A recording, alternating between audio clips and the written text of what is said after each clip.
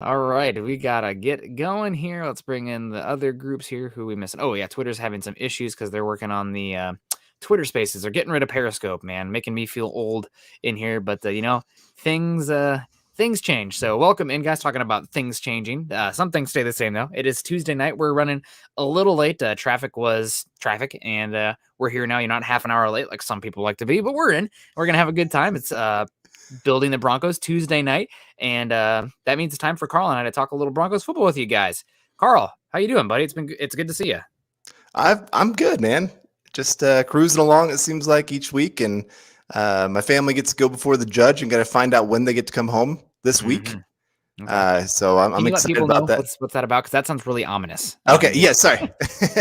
Just for our international adoption, we don't know exactly when they get to come home yet, and so they're supposed to go before a judge, and he's supposed to say, "Okay, this is when you get to make that decision." So it'll be nice to have the unknown become the known at least. So we're excited about that, and no, otherwise just got a little bit of rain today. It's cold. It's real. It's looking like fall. We might have some snow this week. Ooh. yeah, it's getting real around here, and but otherwise, no, things are good here. What about you, man? I'm doing pretty well. Things are great. Well, for the most part, my Hawkeyes really tore my heart out this weekend, but it was a great weekend weather-wise and having a good time. And I also got to see a bunch of little cute kids in their trick-or-treat. I kept saying, do you think this will, God, what was I saying? I don't even remember. Just to tease my wife. It'll come back to me. But it was a good time, and I'm really starting to get, with the Von Miller trade and everything happening here, it's probably time to start really digging in for the draft class because building the Broncos. That's what we originally started this show for. It's like, Chad, do you think there's any market there for a podcast that as niche as the Broncos specific draft needs? He's like, I don't know. It's like, well, I want to do one. He's like, okay, here you go. And it built into this whole thing. Honestly, he had the Huddle Up podcast for a bit left, and you and I took the, I guess, the platform, and here we are today. It's really grown into an amazing thing, and what's amazing about it though? What's really grown is this community. James Koch is in the house. We got Mr. Stew Meat too. How's it? How you doing, Mr. Stew Meat? Higher Learnings is in the house. Jay Kozad, good to see you, Jay. George Newton in the house. It's awesome to see. Todd Ostendorf is in the house. Higher Learnings. Don Beauchamp, how are we doing? I wish we could have traded for more picks. I mean, I feel you too. You know how I feel about all those draft picks. I'm like Paton, give them to me. Don is in the house. Good evening, Scott. Don, come on now. Revy G, he was saying hi to everybody. Scott's waving in the background, guys. Hey, Scott, how was your day? I know Scott was joining the chat here. We got a lot of people in the house. It's good to see. We're going to get into Peyton's press conference, obviously the Von Miller trade, the big shocking trade that shook the NFL landscape today, Kerry Vincent Jr., and we got stars here from Nathan. Thank you so much for the stars, Nathan. Talking about landscape shifting here. I was teasing about the Kerry Vincent Jr. trade, but yeah, let's get into it here real quick. Obviously, this is Building the Broncos. Good to see you guys here. We're here every Tuesday night at 6 o'clock Mountain Time. That's when we'll aim for, unless traffic and whatnot gets in the way. But we're going to be here Tuesday night, and you guys can plan for 6 o'clock Mountain Time. You guys can follow us at BTB Football Pod and at Mile High Huddle, and also make sure you're following Carl and myself at Carl Dumler and MHH and at Nick Kendell MHH. Make sure you also join us at facebook.com/Mile High Huddle and /Mile High Huddle Pod. Over on YouTube, make sure you're joining us by subscribing, liking, and sharing, and hitting that alert, the bell notification, to know when we go live. And Carl, we were talking about a little bit before the show, but can you share the information about this month's giveaway and what's going on right now for the last month's giveaway? Yeah, so for last month's giveaway, we reached our goal, and the announcement's going to be made tomorrow. They're going to do the drawing, so everybody make sure you pay attention. Come on in for tomorrow's show, and so somebody's going to get themselves a nice little PS2 jersey coming up here. And this month we're going to have one where it's going to be 200,000 stars, and the winner's choice will be they get to choose whatever jersey they want. Man. So this is kind of the nice little pick 'em whatever you want. That sounds really nice there. So make sure that you guys are tuning in for this month. Obviously, here with November coming up, we're coming into the second half of the football season. So it's going to be a great time. Even if the Broncos aren't doing quite as well as we'd hoped, it's still going to be a lot of fun. We're going to have a lot of fun around here. We'll keep it fun for you. You know us. We're sometimes optimistic, sometimes the realist. We like to mix it up a little bit for you guys, but yeah, make sure you're tuning in with those stars. 200,000 stars. Winner gets their choice of jersey this next month. Yeah, no, absolutely. And Lawrence is coming in here with the stars. Lawrence, we appreciate you. You're always coming in and supporting us and keeping the lights on. He says, "Hey guys, I'm extremely frustrated with George's press conference today." And Lawrence, I feel you, but you know how much, I guess, credence or how much I'm actually taking away from George's press conference today. I wouldn't say zero, but for what he is saying, to George Payton, coach speak is not just doesn't just apply to coaches. George Payton has a PhD in coach Yep. speak. You know, he says a whole lot of nothing out there. He said one thing, honestly, that really stuck out to me, where he said, "We're trying to get to where the Rams are." In response to a question where it's like, "We're sending Vaughn to a contender versus the Broncos," and he's like, "We're trying to get to where the Rams are." Most honest thing George Payton's ever said. Honest to God. I mean, he talked about, the reason I came here was partially because of Vic Fangio and all this other stuff. So I'm Peyton is really intelligent, and he knows he's not going to say things to put people down that he currently is employed with, et cetera, et cetera. He's not going to put them in that situation. So I'm not really reading too much into Peyton's press conference as far as everything that he's saying and how much weight it has. For sure. I mean, he can't throw his entire coaching staff under the bus and say, you know what? Yeah, they're all going to be fired here in 8 weeks, 9 weeks, whatever it's going to be. No GM's going to go up there and say that, even if he's like, yeah, start fixing that resume. I'm not saying anything. Just maybe look at it, touch it up a little bit. Right. But no, you're right. That was the only thing that he really said that is pretty much honest. Of yeah, we're trying to get to that point where we want to be the big time buyers and can make these kind of trades that we feel like we're one player away from being that true Super Bowl contender that we're going to go out there and win it. And the Rams, I don't know. I'm not a huge fan of how they always do their business, because I mean, trade away all of your draft picks. Some of your best players were some of your best draft picks. Aaron Donald.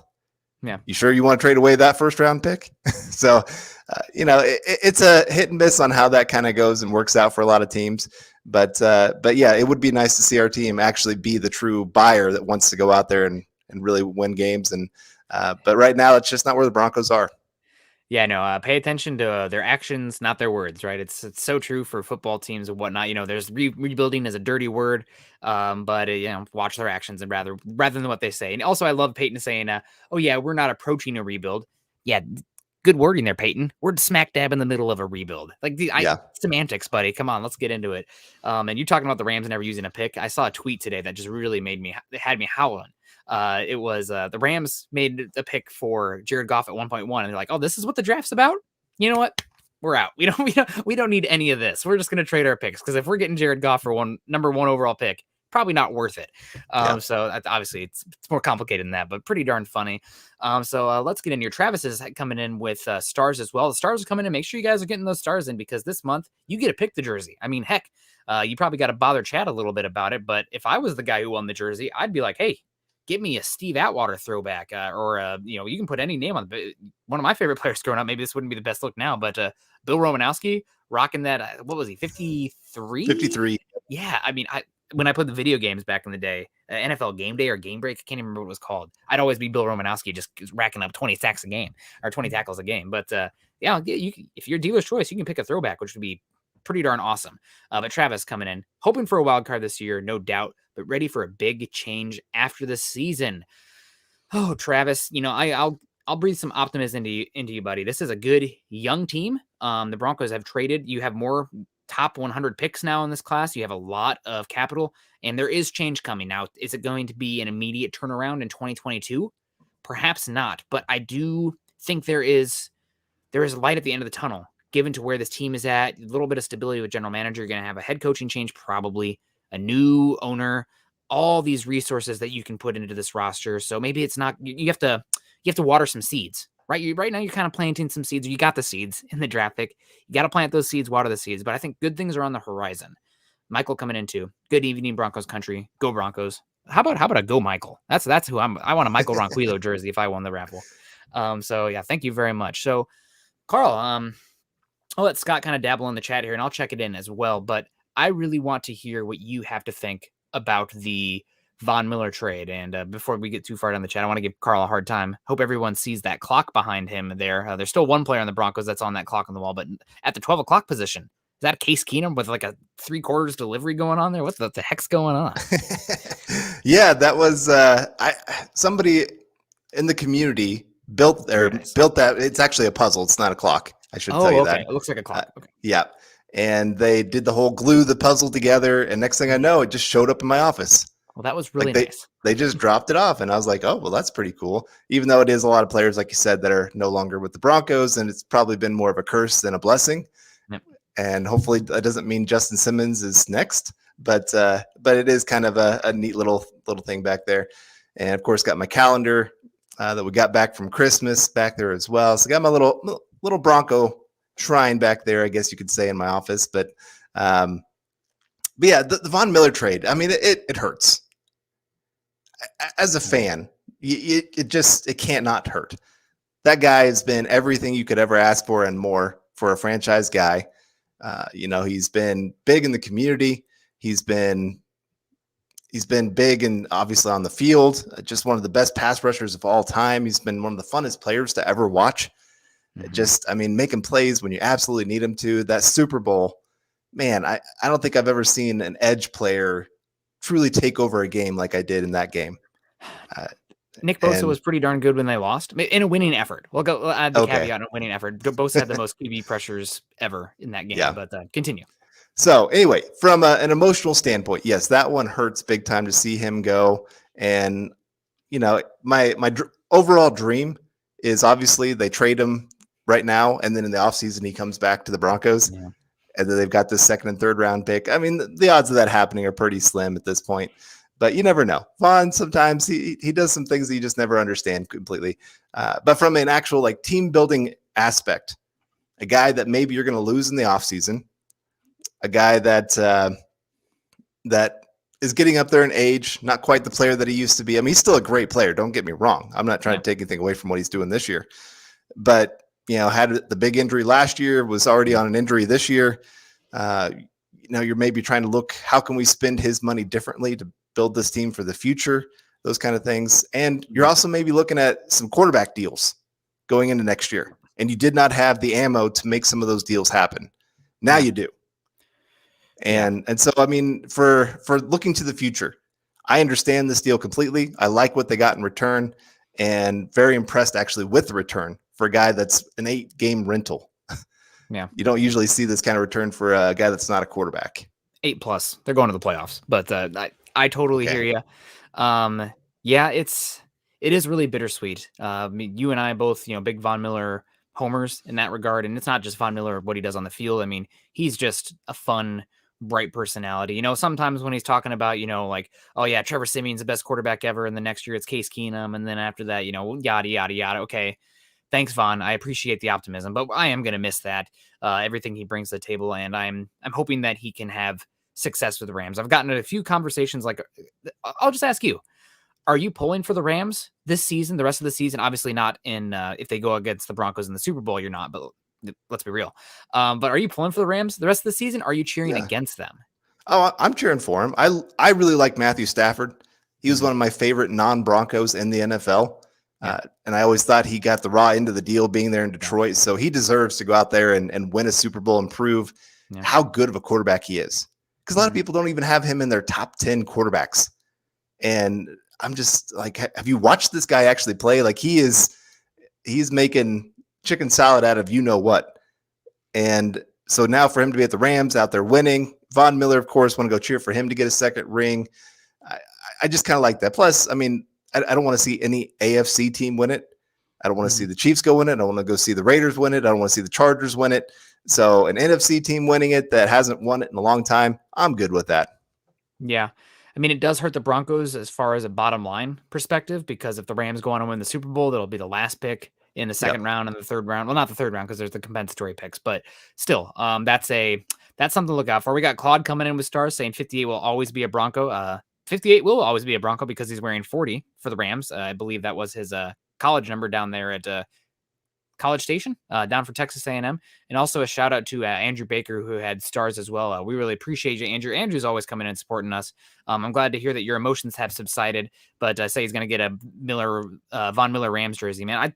I don't blame you one bit. I got a couple Colts jerseys because my next door neighbor married Bob Sanders growing up. So I had a Indianapolis Paton jersey, and I was still a Bronco fan, but love those guys. And Bob Sanders jersey as well. They have triplets now. They live in San Diego. They're doing great. Him and his wife. But yeah, thank you so much, Claude.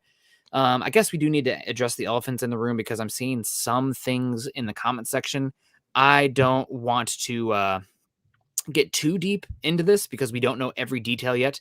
Henry Ruggs, there was a bad accident last night with a DUI where he is involved in. There have been fatalities. I believe he has checked in to some sort of holding facility or law enforcement facility for a DUI plus. That's about as much as I know. I'm not going to dunk on Ruggs or the Raiders because it's tragic all around and it sucks. And that's all I'm educated on enough to say about it. It's a major bummer. So yeah. Yep. And it's just a reminder, one bad decision. Yep. Just remember, one bad decision can lead to a lot of really horrible decisions. Mm-hmm. And these kids are young, but yet they still got to know this is not okay. Yep. And especially with the NFL where they offer you free rides 24/7, you can get yourself a ride anywhere. Yeah. And it's tragic for that family that now has to mourn the loss of their loved one, and even for Ruggs too.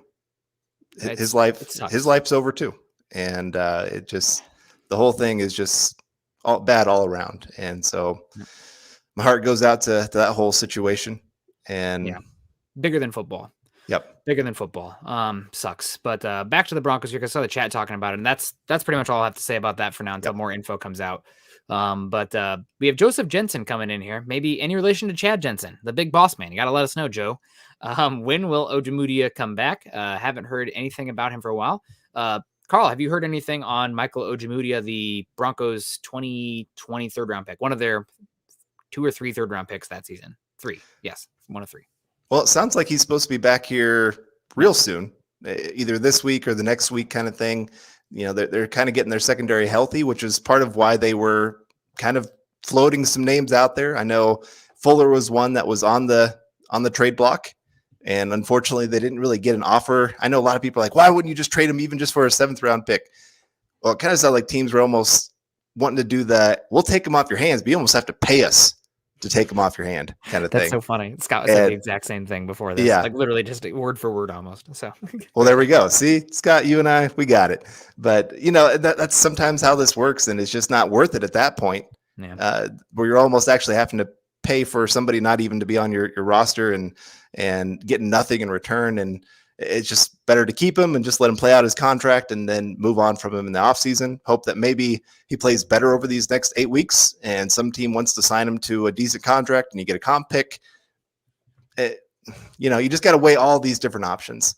But it doesn't mean – I think part of the reason that they were floating him was because they know Ojemudia is back here pretty soon. So I can't wait to see him on the field here pretty soon. I liked some of what he showed last year. He showed some promise.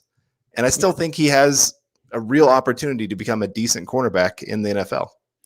Yeah, I don't know if he's going to have to show, and he has an audition now the rest of this season, that he is going to be good enough to be a top 3 to 4 rotational cornerback for a team. Should be in the 4, top 3. You're playing 3 cornerbacks most of the time. I think he's going to have a chance to get some reps there, and we're going to be able to make a decision this offseason how important cornerback is going to be for this roster again. But hopefully he will be good, and it's exciting to get him back. People are asking, Fuller, why didn't you trade him? I definitely would have been okay eating money and getting a 7th round pick for him. Maybe the Broncos ate all the money they were willing to do with the Von Miller one, and the 2nd and the 3rd is better than eating money and only getting a 7th. I don't know, but man, talk about a disappointing signing. Everybody think, oh man, the Broncos not getting quarterback. I get it, but Kyle Fuller, man, what an absolute disappointment he is. Of so much hype. I remember this offseason, like, oh, which player on this team is maybe a little bit overrated right now? It might not live up to the hype. I'm like, Kyle Fuller, he didn't look great last year. Big contract. Everybody's talking about him. It's like, gosh, is it going to be better than Surtain or Darby? I don't know. But unfortunately, here we are. Not unfortunately, Naj is joining us. $20. Naj loves to drop that $19.99, and Naj, we love you for it. Hey, brothers, I have this feeling Broncos will play their best game of the season this week at Dallas. I'm hoping. Is there a way to get Fuller back on the field with PS2 and Darby now that Callahan is out? Carl, what do you think? Is Fuller going to see the field with, I think, Bassie? Not only is Ojemudia back, but it's saying Bassie's supposed to be back as well. Yeah, I think there's a really good chance that Fuller will see the field. I think you'd see Darby move into the slot Okay. He played a lot for Washington at that position last year and did well at different times. And, that was part of the idea, was to be able to rotate guys into some different spots throughout the year if everybody was healthy. And unfortunately, obviously, Callahan now going on short-term IR kind of hurts a little bit of that. But no, It could be the I rest of the think year for Callahan too. I mean, it yeah, really that's could true. be.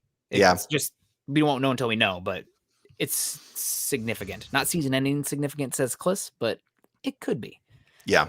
Continue. No, Fuller. Do you think you think we will see Fuller out there again this season? I think so. I think they'll ease some of these other young guys into it a little bit, and maybe as the season goes, then Fuller kind of gets pushed to the background more and more. But I mean, he's still a high-paid player on your roster. It's hard to just sit there and say, "No, what? Nope, you got to ride the bench the rest of the year. I'm sorry, we don't like you anymore." Players have to have short-term memories, and teams do too. Of, hey, yeah, we tried to trade you, but now you got to go out there and perform for us. Okay. Yeah, I personally, I think that you're going to see more Bassi, and I think you're going to see more Ojemudia. And somebody who also I thought was solid this week was Nate Hairston Jr. I mean, they have a chance to heap praise on him. You have Darby for 2 more years after this. I mean, maybe 1 more year after this, but 2 more years on the contract. And I think the plan would be to keep him on the boundary. So unless you have somebody who's playing so good on the boundary that it kicks Darby inside, I think I'm probably keeping Fuller on the bench and letting those younger guys get experience and just let them sort themselves, because they're going to be playing for a chance this upcoming season as well. Personally, that's just me. Brian Greenfield coming in, $5. Nothing else really needs to be said here besides #58. That number will be retired one day for the Broncos. It should be. Some point they're going to have to start inventing new numbers, maybe, if everybody's retired. But, it is what it is. Cody W. coming in also with $5. Thank you so much, Cody. He says, sad to see Vaughn go, but on a side note, if you really want to be happy, go watch Kenny Young's highlight reel. Carl, have you watched any Kenny Young highlight reels? I haven't watched his highlight reel. I've watched what he did in the game, and he was up and down. The new guys that they brought in actually were impact players for him in this past game. I mean, that's nice to see after, hey, we brought you in this week, and all of a sudden now you're some of our biggest impact players on defense. Weatherly was a huge pleasant surprise. And so, it's at least they're players that fit the system and can make an impact. And, I heard somebody describe it earlier this week that the best way to go tell those guys is, hey, you guys are auditioning for your future. Vaughn's gone. This is your opportunity as young guys to prove to us that we don't need somebody else at another position or at your position, that we don't have to go to the draft and fill this, but you guys can be enough for this future. And 1 game in, looking pretty good. Yeah, totally. We got Travis Tarbucks coming in here. Travis is probably in a world of pain too. Von Miller gone, Hawkeye fan after the anemic showing in Madison this weekend. So I feel you, Travis. We're commiserating here. How long is Bowles out for? Garrett Bowles suffered an ankle injury, with Bryce Callahan suffering a knee injury in these last game. Both guys injured. I don't think Bowles ended up on the IR. I don't remember seeing that. He's not going to play against Dallas. I think he's also probably not going to play against the Eagles, from my understanding. So you'll see Calvin Anderson in both those games. I would then expect Vaughn to play after the bye week. I don't remember who exactly they open up with after the bye week, but I'm expecting him to play then. And I'm not sure if you put somebody on the IR, is it 3 games or is it 3 weeks? Like, would the bye week be considered one of those games? I don't know. That somebody can hit me in the chat. That's some of those detailed rules where I'm like, oh, I don't know. But we'll see. But yeah, no, it's going to be Calvin Anderson. Bowles is probably going to be out for a little bit, unfortunately. Andrew Baker coming in. Well, this sucks, but let's move on. What are we looking like against Dallas? #MHH for life. Muscle sunglasses emoji. There we go. I got no muscles. I'm a weakling. I got long arms, but no muscles. What are we looking like against Dallas? It sounds like Dak is going to play.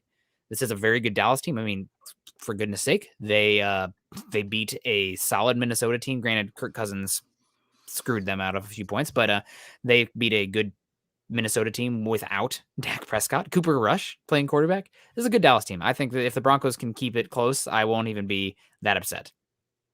Yeah, I'm with you. I mean, you're on the road, and Dallas, like I said, they're a better team than people give them credit for.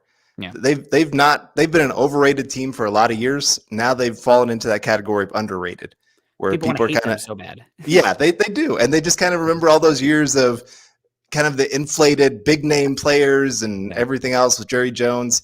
But now they've actually got a very balanced roster on both sides of the ball that can make plays. And so they're not a team to mess with. This will be one of the tougher games for the Broncos throughout the rest of this schedule. And like I said, if they can keep it close, it makes me feel a lot better about this team, that they're at least still fighting for the playoffs, even with Von Miller being gone. Yeah, and I know that some people have been really hinting at Broncos' next head coach being one of those Dallas coordinators. Unfortunately, not the one that people want. I personally, I feel like I was pretty early on the Kellen Moore train, but I've been a fan of him uh, since he took over that Dallas gig. But even back in, he was the one who did the Statue of Liberty play right when they beat Oklahoma in that big bowl game for Boise State. Boise, yeah, I I think remember it so. was him, and then the running back proposed to his girlfriend immediately after that. Anyway, man, going down, dating us there. That's a game from a while ago, but I definitely think Kellen Moore is a guy that I would like. Sounds like Dan Quinn is one that might be on the high list for the Broncos because it's not what you know, it's who you know in the NFL, and Quinn and Peyton have a relationship. So we'll see. And I know that might be good for us because Scott is a Falcons fan. He can tell us all about Dan Quinn. I'm not a big fan of the cover 3 personally, but is what it is. I am a big fan of Brian Greenfield coming in with $5 here, saying I predicted Ruggs as a bust before the draft, but never in a million years did I think it would be because of anything. So sad. Yeah, he was playing really good football too. I mean, he was really opening that offense up. I mean, was he there? He might have even been their best weapon this year on the field. I mean, the Darren Waller's been statistically disappointing, and Derek Carr's been spreading the love, but Ruggs has been what we thought he would be coming out of Alabama. Yeah. But everything's in God, I don't even know what the word is. In flux now. I don't. Who knows what's going to happen from here? It's a tragedy. I don't want to go too far down down that rabbit hole because we don't have all the data. And I know that Scott's saying here, and I've seen some other ones. Dante Stallworth isn't a person who had a. I don't know if it was a DUI specifically, but he had something where he killed a pedestrian while driving and went to jail for a little bit, and then was back in the league a few years later. But I don't know. We're gonna see how it's transpired. It's still pretty new. Yep, I'm with you there. All right, we got Cody W coming in here with the $5 super chat over on YouTube. Appreciate that, Cody. If we beat the Cowboys, I hate to say it, could be because Vaughn is gone and someone new steps up to help hype this team on defense. Well, you're right in the sense that other people have to step up. Vaughn's kind of been the voice, the face of this franchise for a long time, and now somebody else has to rise up to that spot and say we're going to keep moving forward. That's kind of the business of the NFL, unfortunately, that you can't really dwell on things for too long. We saw some players going to Twitter and Facebook and everywhere else on social media, pretty upset about this and sad because it is somebody who they have loved and adored and has helped them in many different ways. But, this is a chance for the young guys to really step up and say, okay, now this is our team. And if they can beat the Cowboys, well, people might start believing again, hey, this could be a playoff team again. I mean, there's some possibilities, but it's a big ask. It is. This is a really big game that not many people are going to be believing the Broncos can go out there and win. I think the Cowboys have top 5 Super Bowl odds right now. There's a lot of talk of them being either Tampa Bay, the Rams, or the Cowboys or the Bills. Those seem to be the top teams right now, the money getters according to Vegas. But we'll see. Dennis Woods coming in, $5 over on YouTube. Good to see you, Dennis. I think it's been a bit, but awesome to have you in here. He asks, halfway through the college season, have you changed any thoughts on quarterbacks we might be interested in drafting, or have you studied them yet? Denver Broncos for life. Carl, have you started really digging into this college crop yet? I know that you were off the grid for a little bit, so that made it a little bit hard early on, but you've had maybe a little bit of time to watch some college game, right? Started getting some draft stuff going. So, of course, one of the first positions that you watch when your team needs the position is quarterback. So I've actually got to watch most of these quarterbacks, and a couple of them I have gotten higher on. I will say Sam Howell is one that I've gotten higher on. Oh, really? I have. Here's why. Okay, please. He is not having as good of a season as he did last year, partly because he lost his top 4 targets from last season, the 2 wide receivers and the 2 running backs, of course. But he's had to adjust his game, and he's adjusted well. He's learned how to take off running, to pick up first downs when he needs to. And he's a sneaky runner. He doesn't look like he should be a good runner, but he just makes guys miss. Like, he's not fast. He's not obviously Uh, he's not an athletic guy, but he just kind of does a little wiggle. And next thing you know, he's taking it for 20 yards when it should have been like a 2-yard gain.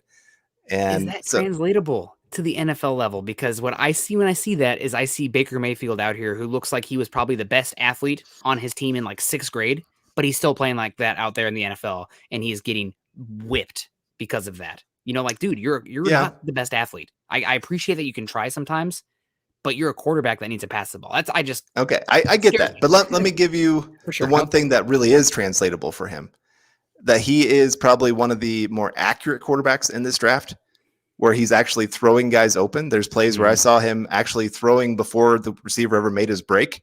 So he's throwing to a spot, knowing his guy's going to be there, and making some incredible close window throws that, again, some of the other guys, they're waiting until everything is just wide open to make their throw. I'm not saying that he doesn't have wide open throws. I'm just saying he doesn't have the weapons that get open, so he's got to help make guys get open. And he's doing pretty well with that, considering, like I said, he just doesn't have the help this year. And there's just a lot of other things I could go into, but he's one that I've gotten a little bit higher on than I was before. Other guys I've gotten a little bit lower than I was last year, that I was kind of hoping for a bigger step forward, like Malik Willis. He's had some great games, and he's had some bottom out games this year. And I was kind of hoping to see him be a little bit more consistent this year to show that he should be that number one quarterback in the draft. Yeah, one of my favorite coaching or scouting phrases is he's a year away from being a year away. Now, he's one of the few guys in this class that I would categorize as top 10 level tools. In all the good, like in the last 5-6 years, outside of Mac Jones right now, and I'm not ready to say Mac Jones is elite, but all the quarterbacks who have been drafted in those last few years that have been incredible have some sort of plus trait, right? Like Mahomes has the ability to play out of pocket. The arm talent, Josh Allen's just an absolute unit. Justin Herbert can do a little bit of both. Kyler Murray, those guys all have, Lamar Jackson, have some sort of plus athletic trait that make them transcend early on. But besides Mac Jones, again, say what you will about him, we'll see. I don't see that with most of these quarterbacks. I do see it with Malik Willis and the quarterback from Ole Miss in Matt Corral. I think those guys have top 10 tools, but there's gonna be questions about the tape. There's a lot of question about their offenses translating, what's between the ears and what's in the chest as well. Do they love ball, right? You can have all the tools, or you can be a toolsy guy, but if you don't have the intelligence and the heart as well, you have to have all of it to be a top 10, top 20 pick at quarterback, in my opinion. So it'll be tough. Not a big Desmond Ridder guy. Sam Howell, I want to like him more just because he's definitely somebody in the Broncos radar. But I'm not there yet. Not there yet. Still got games to go. We'll see. Brian Greenfield again. If you had a choice of us getting a quarterback outside of draft, Rodgers, Wilson, or Watson, whose would you choose? I'd love to see Russell here, to be honest. So he's asking outside of the draft, would you choose Rodgers, Wilson, or Watson? I would, yeah, and I would choose Wilson 10 times out of 10. Top 3 quarterback that still has a lot of years left in the NFL. I mean, we're talking, you could sign him to another contract and still feel good that he's going to be a top 5 quarterback for you moving forward. That's part of my issue with, I love the idea of getting Rodgers this offseason, but now you've added another year onto his body and some of the hits. I mean, you saw the one, of course, the meme now that's going around with his helmet out and his face, going like that. You got that one going out there. So I just always, Rodgers scares me because he has so many other options outside of football.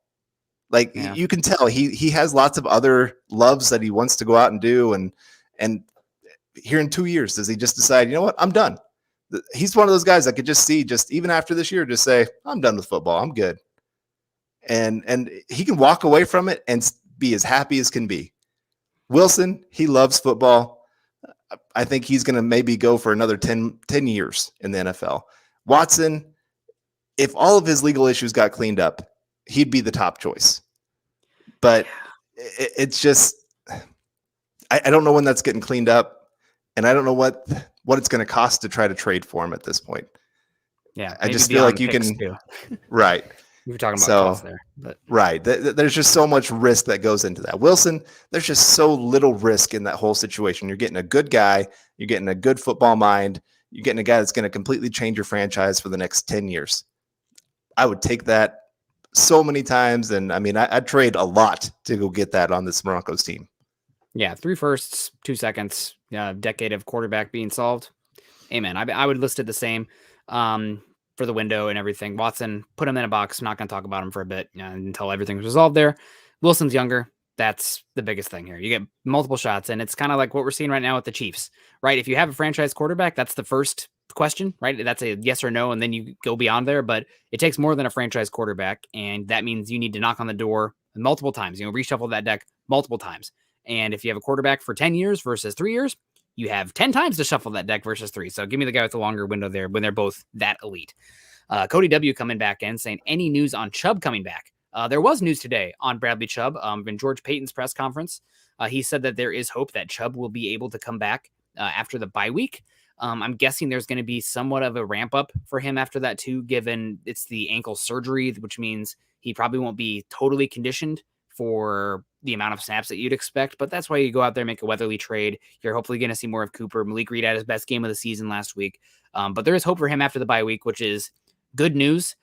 If the Broncos lose their next 2 games, I'm hoping they go super conservative with Chubb and just like, buddy, you can get out there this year, but really just, protect yourself. We got to be thinking about getting yourself as in 2022 shape versus, really making one in 2021. But we'll see how these next few games go. Yeah. Isn't it this offseason they have to make the decision on his 5th-year option? They already did. Okay. He's on his 5th year. The next year would be Noah Fant's 5th-year option because you have to decide before the 4th year, and this is Bradley Chubb's 4th year right now. So next year he will be playing on his 5th-year option. Okay, that's right. They already picked it up. Yep, you're right. Okay, so yeah, like I said, I'd rather save him for 2022 if I can. Yep. Like I said, especially if you lose his next couple games, there's no reason to go trotting him out there more than you have to. I don't mind him playing this year more because you want to get him more snaps, get him back into NFL shape and all those things, and just kind of see, can this guy really be the next face of the franchise? I mean, he's one of the few guys, if you were listing off players, who has the talent to be that for the Broncos? There's probably only about 4 or 5 names on this entire roster that would fit into that category. And Bradley Chubb is one of those guys. Mm-hmm. Yeah, absolutely. Travis coming in. We've got the draft questions coming in here. We got to talk a little bit about what Von Miller said regarding to his conversation about Paton and everything that transpired today with Noah Fant. Multiple things with Noah Fant today. But Travis Tarbox coming in saying, I'm also hoping we draft the kid from Georgia. His name's Jordan Davis, not Eric Davis there. On the D tackle, he's a mountain of a man. It really depends on what the Broncos are going to do schematically. I'm starting to, you have to come into this offseason with like a holistic view on prospects because we do not know what scheme the Broncos are going to be running because the likelihood is that they'll have a new coaching staff, new scheme. Like if they're running the Kyle Shanahan wide zone offense, maybe you're looking at Tyler Linderbaum, amazing athlete at center. If you're running a 3-4 defense that uses a lot of cover 3 concepts, Jordan Davis would be great. If you're using a lot of man concepts, you need to look for another cornerback. So scheme is going to change a lot of the specifics you need for this team. So Jordan Davis, though, good player. If you're looking for a nose tackle, he should go in the top 20. You keep your linebackers clean, good things can happen. Andrew Lampy coming in saying, thank you, Vaughn, for all the memories. God, man. Yeah, man. Thanks, Vaughn. We had a great time. I was going to ask you, outside of the Super Bowl or that playoff run, what is your favorite Von Miller memory? My favorite Von Miller memory, man, it might even be the game where he picked off Tom Brady in that same run, where he dropped back into. I know everybody's it's a joke now that Von Miller's plays cover, but he dropped back into coverage, and I think he had a sack in that game too. But he sat there in front of Rob Gronkowski and picked off Tom Brady. I mean, that Super Bowl 50 run was magical. The ball bounced the Broncos' ways many times. Injury luck was on their side too. I mean, they won with the freaking corpse of Peyton Manning under center. I think we've been paying that karma back for the last 6 years now, maybe a few longer. But that's probably my number one. That was a lot of fun, and that was really a middle finger to the Patriots and Tom Brady to have Von Miller get an interception. Loved it. Yeah. So that is a good one. Yeah. But all right, we got Brian Greenfield coming in here with another $5 super chat. Thank you, Brian. Man, you were on fire tonight. How hot is a take that next year's quarterback class will be better than this year's? Is he talking about 2021 versus 2022 or 2022 versus 2023? You have to let us know, Brian. 2021 versus 2022 as prospects, I think that would be a long shot to have 5 quarterbacks drafted in the top 15. You're not going to have 3 quarterbacks go off the board 1, 2, 3. It's just not happening. But does that mean that this looking back, 15 years from now, the 2022 quarterback class is going to be worse than 2021? No, not at all. I mean, that's crazy things happen, and there is no more of an inexact science than drafting quarterbacks. And there's so many Yeah. factors, right? At And some point, I mean, it really is a crapshoot. It really is. But right. And I will argue this until I'm blue in the face that I would say half of a quarterback's success when they're drafted is where they go and what kind of coaching situation and talent around them, what they find early on. Because like Tom Brady, he was not asked to do a whole lot early in his career. I mean, nope. Pick up some third downs, don't turn the ball over, be smart on the field. When we need you to make a play, just go make a play, kind of thing. Yep. And he did it. Russell Wilson, when he first came to the league, I mean, they leaned on Marshawn Lynch like crazy.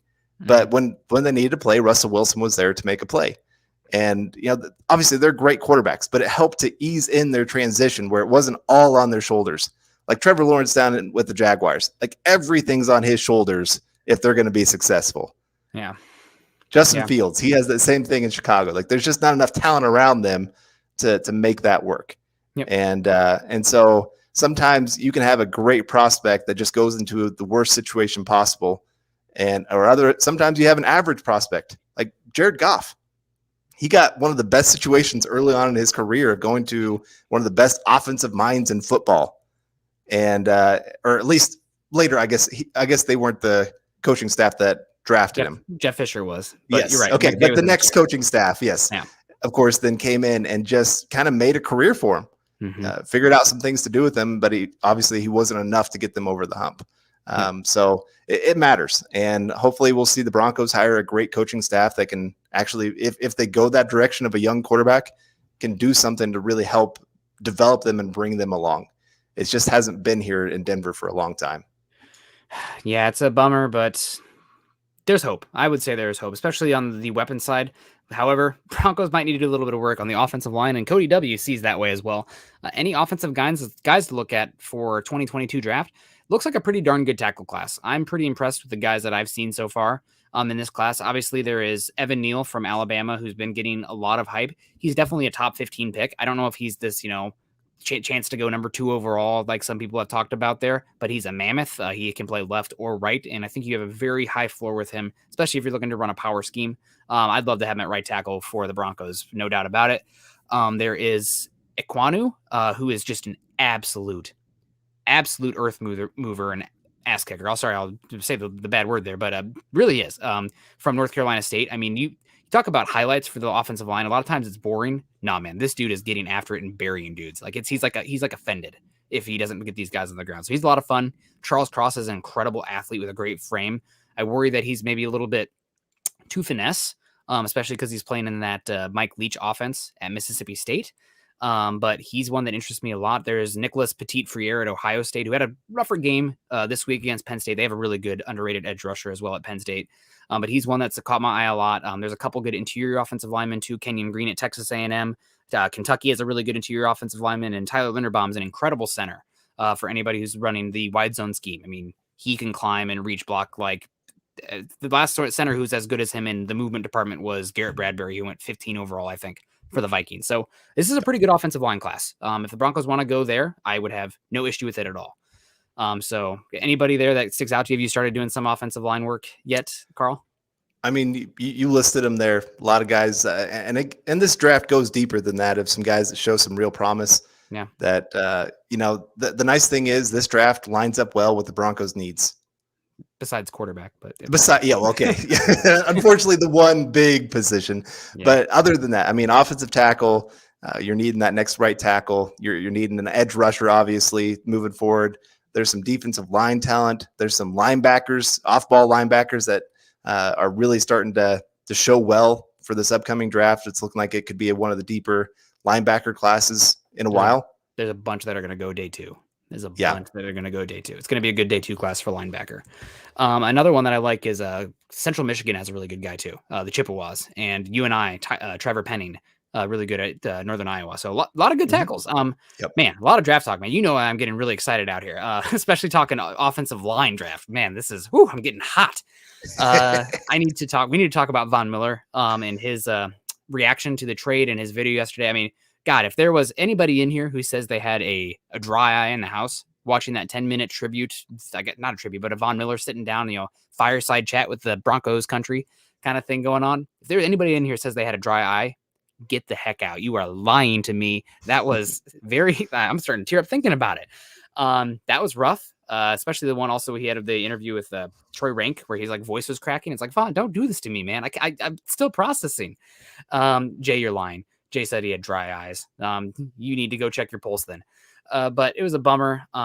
Did you find it interesting that Vaughn was not as much a part of the conversation about this trade as some people reported? I mean, he made it sound like this was like news to him when he came in, and then it's like, okay, say bye to everybody. We're getting you out of here.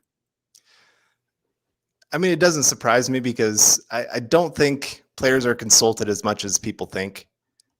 I think GMs and just anybody in the NFL higher ups, I think they just make decisions that they think are best for the team. They don't really care as much, or they try not to care as much about the players, and because they have to be a little bit cold-hearted. If you get completely attached to every single player, you're never going to want to cut anybody. It's going to be hard to make some decisions. I would not want that job. I mean, especially, cut down day, having to invite players in and say, hey, hand in your playbook, those kind of things. You got to be almost a little cold hearted just to do that kind of job. And it's a business. It is. Yeah. And, I mean, the Broncos did what they thought was truly best for the Broncos for moving forward to especially 2022 and beyond, of getting some more ammunition, whether that be trading for a quarterback or being able to reset the offensive and defensive line, whatever it may be that they want to do with that. At least now they've got some options of how they can move forward. And like I said, it's hard because it is such a huge face of the franchise that I know a lot of people keep asking about the whole retiring of number 58. If they don't, I'm going to be shocked. I mean, the guy's going to be in the Hall of Fame. He's been best player for the Broncos since he came to the Broncos, really, other than maybe Peyton Manning. Yeah, I mean, quarterback value. What can you even say? Right, exactly. But the question is first ballot or not, right? Like that, I think, is still yet to be determined and yet to be written for Von Miller, and what he does next in this next phase will be interesting. And I'm sad about Von leaving, or I'm sad about the trade. It's not because Von is gone on the Rams and he's off this Broncos team. It's more because of what this team was around him post Peyton Manning. They just could not get it right. And to have a player of Von's ability and stature at the second most important position on the team, and granted, you lost an injury year there. You have had other injuries, bad coaching, bad quarterback. I get it. But just those last 6 years are a major bummer when you have somebody that good on your team that is so ride or die for your organization. So that's what makes me sad, just because it didn't go as we had hoped. But that's football, right? I mean, 32 teams, it's pretty competitive out there. I mean, we're seeing the Rams, Browns starting to scrape back in, Bengals, etc. Jets are still a laughing stock, but whatever. But Cody W saying, coming in again, we're dropping those $2. Thank you, Cody. Wishful thinking, but it could be for rent for Von. I'm not going to here to yuck on your yums, Cody, but I will say maybe a little bit snide of me, but whatever helps you feel better, right? I don't think, based on people who cover the team and close to this team, I don't think Von was going to be back after the season. You never know. I mean, if they bring in Aaron Rodgers or something, then totally new conversation. But I think he probably wasn't going to be back either way, and I don't think this was just a kickstart on what was the farewell of Von Miller. Yeah. Well, we have Josh, a Rams fan here. Haven't watched much Broncos this year, but have watched him over the years and could never have dreamed watching him on the Rams. Is current Von still playing at an elite level? Well, he is top 5 in pressures on the season. Pressures or pressure rate? I think it's pressures. Okay. Because they haven't had a bye week, so I mean, okay. Yeah, I would say compared to 5 years ago, Von Miller, he's maybe 95 or not 95, 85 to 90% of what he was back then, which is still top 10 pass rusher possibility. And especially you stick him next to Aaron Donald. Get in the my gosh. Yeah. Yeah. It's going to be beautiful. And coverage guys in the back end. Yeah. Teams still respect Von Miller. I mean, it's easy to see they stick a tight end over there, running back, chipping him all the time. He's got to make a pretty wide turn just to get around to get to the quarterback. Yep. And there were still times he was out there making that play. And so there were some plays this year that just reminded me of old school Von Miller. Yep. And it was fun to watch, and it'll be fun to watch him there with the Rams. Like I said, getting with him. Is it Lloyd as well? Is the other Leonard Floyd? Yeah, Leonard Floyd. You put them together, they're Lloyd. Yeah, there you go. But getting to see those three getting after the quarterback, that's going to be a fun team. I envy you as a Rams fan right now for what kind of team you have and the opportunity to go out there and win a Super Bowl. You guys are definitely going to be one of the top 3 teams heading into the playoffs, barring any injuries over these next few weeks for sure. But like I said, it's one of those things that was kind of a bittersweet. We get help with the draft. We get help with some other options of what the Broncos can do. Cody W had said, Vaughn for 2 picks could get 2 good O-line guys. Yeah, maybe that's a possibility. And then we don't have to worry so much about pass rushers moving forward and can take care of some of those great edge rushers that are still in the AFC West. Yeah. I know you're absolutely right. The original question said, is Vaughn still an elite player? I wouldn't use 2 elites in there. I would use very good to elite. I think he is in the top 10 for edge rushers in the NFL, still at 32 this season. But we're talking, with the question specifically asked, 5 years ago, 10 years ago, I mean, there was 3 edge rushers in the NFL, or 3 pass rushers in the NFL. We're like, okay, that guy's incredible. That guy's incredible. That guy's incredible. It was Khalil Mack, JJ Watt, and Von Miller. That conversation's changed. Von's not in that air anymore, but he's going to be really good in the Rams. I think he's going to look great. And you talked about Aaron Donald and Jalen Ramsey and whatnot. How about Von getting to play with a lead for the first time in 6 years and getting one-on-ones and like, hey, it's 3rd and long and your team is up 10. Guess what he gets to do? Pin those ears back and go, baby. Go get after that quarterback. So I think it's going to be it'll be great for Von. You do need to know that it's a short term, and that Rams team is very much one that is maybe somewhat robbing the future to go now, and I respect it, but make sure you're enjoying the right now because the future is unstable. It's unstable. You do have a good quarterback though, so maybe everything will just fall into place. Cody, again, we gave you Von.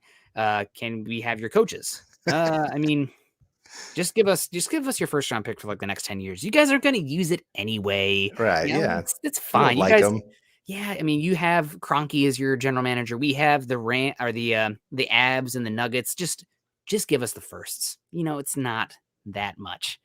It's not that much of an ask. But no, thank you very much for that. And yeah, that would be great.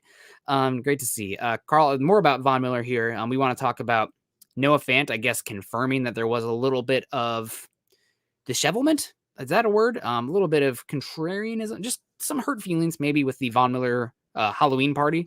Sounded like Von wanted to take the Halloween party off after the losing streak. A bunch of people still wanted it on, and there was a little bit of an issue with payment and involvement and et cetera, et cetera. And the biggest takeaway from that interview with Noah Fant, who had found himself on the sick bug list, in case anybody didn't know that, he might not be playing this next game. So here's your Alberto Cuebanom chance, everyone. But any thoughts about that, the information getting out there after Broncos people originally said, PR, coaches, media saying, oh, no, there's nothing here. This is BS. Who said that? And then Fant confirms it today. So there's something there. Do you have any thoughts on that? It's a little ugly.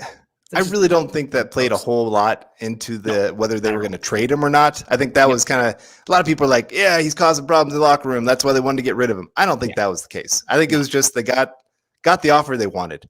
Mm-hmm. They weren't going to sell Vaughn for pennies on the dollar. No. And they got a 2nd and 3rd round pick. That's really good for a guy that's got 8 games left on his contract. Yep. That's good. And so, but I do think that maybe I do think there's probably something going on in the locker room there with a little bit of that Von Miller Halloween party. Sounds like it's pretty crazy. One of the things that players look forward to a lot. Of course, we had the Chad Kelly story where I won't go into that too much, but got beaten by a vacuum cleaner. And I mean, haven't we all? It's such a cliche. Yeah. I got too much and I got beat up by a vacuum cleaner. Oh, Tuesday nights, am I right? Yeah. But it is. It's something that a lot of people look forward to and players in that locker room talk about. And so when Von was making that kind of threat to take it away because, hey, we got to focus on what we need to focus on. I don't blame Von for trying to motivate the team. Hey, we've got to get this right. Yeah. We got to get winning here.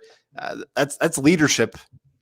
Maybe he didn't go about it the best way, I don't know. I don't know all the details of everything, but at the same time, it was causing a little bit of rift, it sounds like. And, they'll have to work that out. I mean, this whole, there's still a lot of talent on this team. They can still go win some games out there. They could still maybe fight for that 7th playoff spot, but they've all got to get on the same page. Coaches, players, everybody. That's what it's going to take more so than the X's and O's. It's just going to take everybody getting an attitude change of everything going on and just saying, you know what, we're going to keep fighting for each other moving forward. Yeah, and we got Anthony coming in here. Good to see you, Anthony. Thank you for joining us today. You've been active in the comment section, and we appreciate that, saying 2nd and 3rd is not enough for Vaughn. We could have gotten a 1st if we tried. I don't think that's reality for a 32-year-old pass rusher with half a year control left, with coming off an injury at that, who has been trending down. I mean, the oldest player at his position in the entire NFL is just 1.5 years older than Vaughn, right? So it's like a 1st-round pick that's super valuable. I don't think you were going to get a 1st-round pick for Vaughn. The fact that you were able to get a 2nd and 3rd is probably only because you ate 9 of that 9.6 or 9.7 million. I can't remember if it's 6 or 7. So this is honestly, I mean, I thought if they traded Vaughn, they would be lucky to get like a 3 and a future 5. I didn't expect them to be eating all that cash as well, but like a 3 and a future 5, I'm like, okay, it sucks to go out big sad like that. But that's, old guys, old players, even if they're as good or legend like Von Miller, they don't tend to have that much value to other teams. So the fact that the Broncos were able to get a 2nd and a 3rd in this upcoming draft as well, which more value than a 2023 pick. Yep. I thought I look at it as a win-win-win. It's a win for the Broncos because this is a team that obviously, excuse me, at 4-4, they've beaten 4 bad teams, right? This team is probably not going anywhere. So to get in a 2nd and 3rd when Von's probably leaving, and the most you could get then would be a 2022 or 2023 5th round compensatory pick. That's good return. It's a win for the Rams. They're in their window now. They're going for it right now. I mean, I don't blame them. Hats off to them. Maybe they overpaid a little bit, but that's okay. And it's a win for Von because Von gets to go to a situation. He's at the back, not the back 9, maybe the back 4, back 3 of his career. And he gets to go play on a good team. That's a lot of fun in a city that he goes to quite often. So it's a win-win-win. It's bittersweet, but I'm happy for it. Worked out about as well as you could have possibly have hoped, given the circumstances before the trade transpired. Yeah. And I see Anthony coming in saying Matthew Stafford is 33 and he got a 1st. Well, the quarterback's different. I mean, you got Tom Brady playing at 42 and winning Super Bowls. Yep. There's just a lot of different ask compared to the athleticism that's needed to be an edge player. Like you said, oldest edge rusher in the NFL right now is 1.5 years older than Von Miller. There is a cliff that they fall off of. We're seeing it with Kyle Fuller. 3 years ago, that guy was an all-pro cornerback in the NFL. He's not even 30 yet. Yeah, and now we can't even get like a 6th or 7th round pick for this guy. Yeah. Like nobody's buying on this guy. And so those athletic positions, there's a big difference compared to quarterback where it's a lot more the mental aspect and more can they keep their arm together? Really Peyton Manning still had his mind together. His arm just wasn't there anymore. But he was up there 38, 39. And so some of these guys, they're not hitting their peak at quarterback until they really hit in their early 30s. Yeah. Like Russell Wilson right now. Right? Yeah. 33. There you go. So yeah, no, it'll be interesting. I guess the last thing, Peyton obviously had a press conference today. He said a lot. He did say, asked about Noah Fant. He's like, Noah Fant is 24 years old and still have years of control left. And he's, has incredible athletic ability. Why would we be looking to move on from that? I respect him for that, I guess. Maybe that's the Iowa homer in me hoping Fant turns it around. But for a position like tight end or wide receiver, or et cetera, you shouldn't really quit on young talent before, the contract expires. If you were selling on Von or Noah Fant right now, you'd be selling at an all-time low.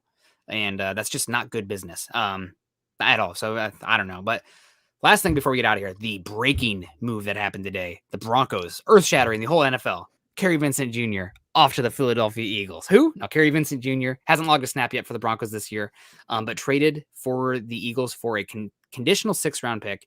Apparently, that means it's the lower, whichever one ends up lower, of the Colts or the Buccaneers 6th-round pick. The Eagles own both of them. So whichever one's lower than them, they'll get that one. And Kerry Vincent Jr. heading over for a 6th-round pick. Everyone says that small potatoes, whatever.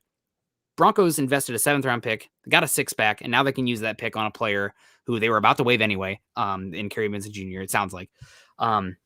and they can get another year of control with a higher picked asset. So hats off to the Broncos team for getting a guy and flipping him for more than you paid for him with less years of control than when you got him. I mean, that's amazing. That's even if Right. it's in the back end of the third round, that's amazing. I absolutely love that. Right. Well, especially when you like some of these other cornerbacks that you do have on the roster that haven't got a whole lot of run, like Nate Hairston. Like you said, he had a great game this last week. He made some smart decisions. I thought he was going to get a really bad pass interference call. Nope. Put hands straight up, watched where the other guy's hands were, went and got him. Looked great. Just one of the best plays. And I liked him in the preseason a lot more than I did Kerry Vincent. I thought he made some better plays. He's more consistent.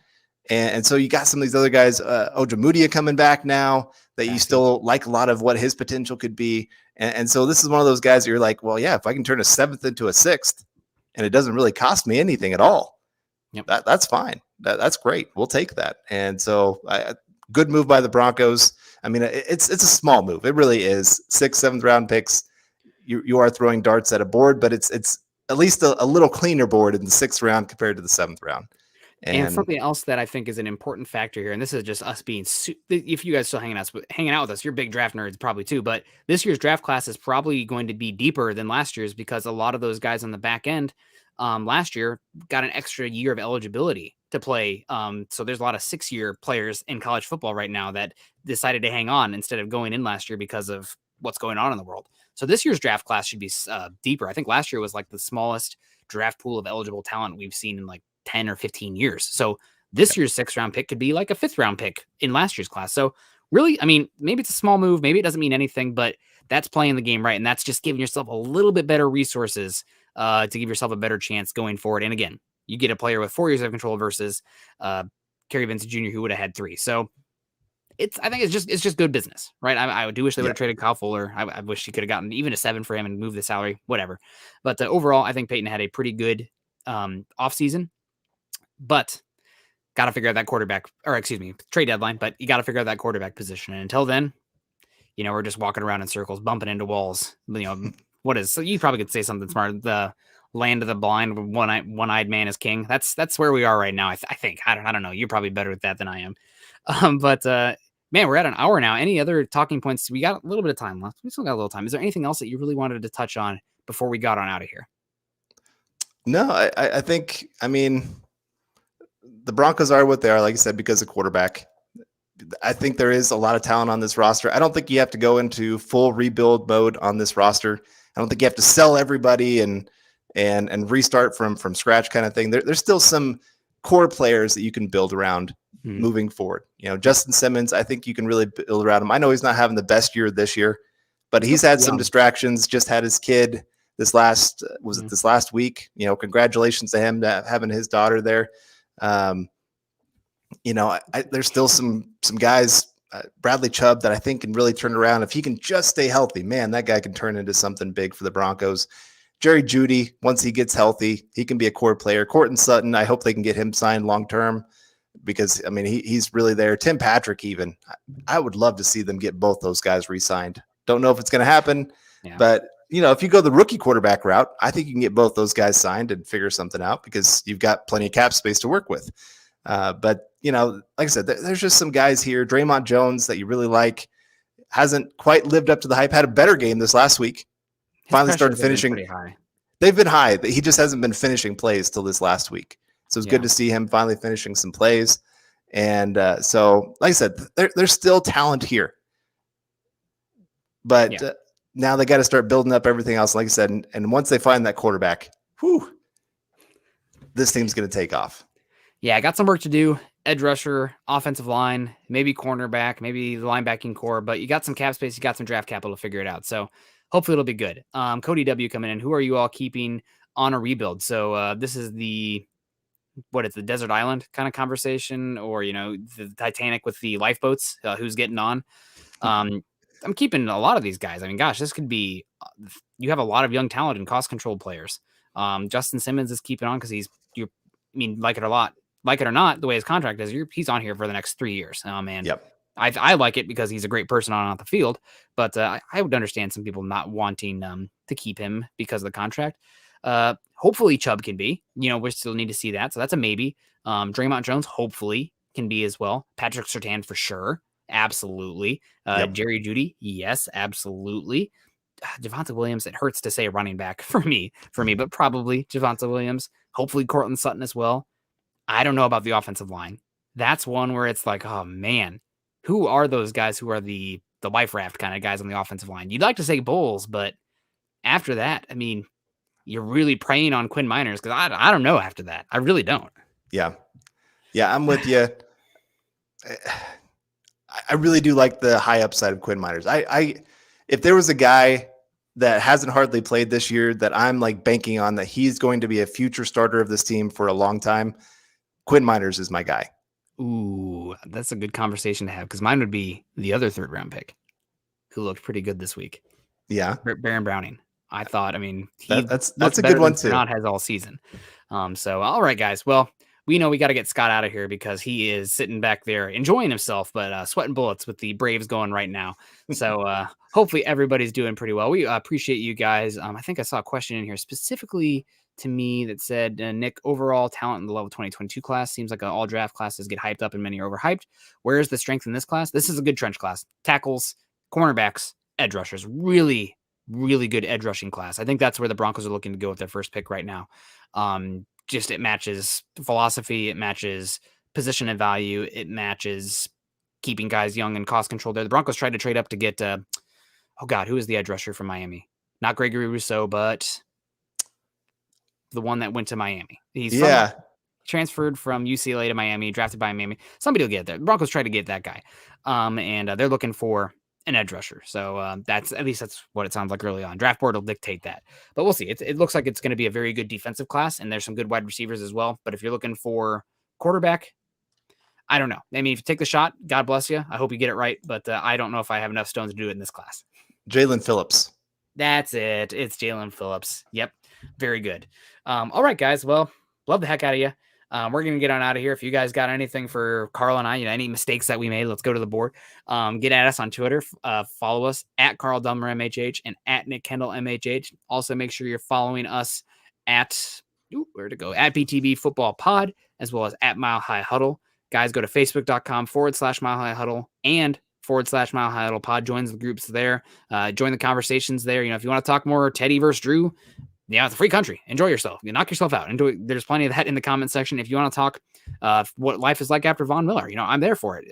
Add us. I'm here for that conversation because that's one we've been prepping for years. Unfortunately, I always said, make sure you enjoy Von Miller right now because the end is nigh, and it came a little sooner than we'd hoped, but here we are. Make sure if you're joining us on YouTube today, subscribe, like, and share. And Carl, what's the rest of your night looking like? I know that you are. Is it some college tape tonight? Ooh, I'm gonna start giving you homework, Carl. I really am. It's watch these games. No, I didn't get my workout in before the pod. That was my plan. It didn't work out, and so I got to go there.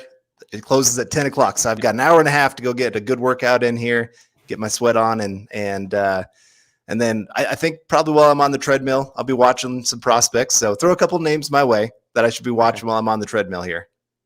Okay. And I want to get to Donald's a very big contributor to our pod. So I'm going to get to him real quick here. And this is not a Lock versus Teddy thing. So Donald, I'll highlight it because I'm so tired of that, but we'll get into it again. But using a first round pick on edge rusher, you have to have a quarterback that's competent. That's true.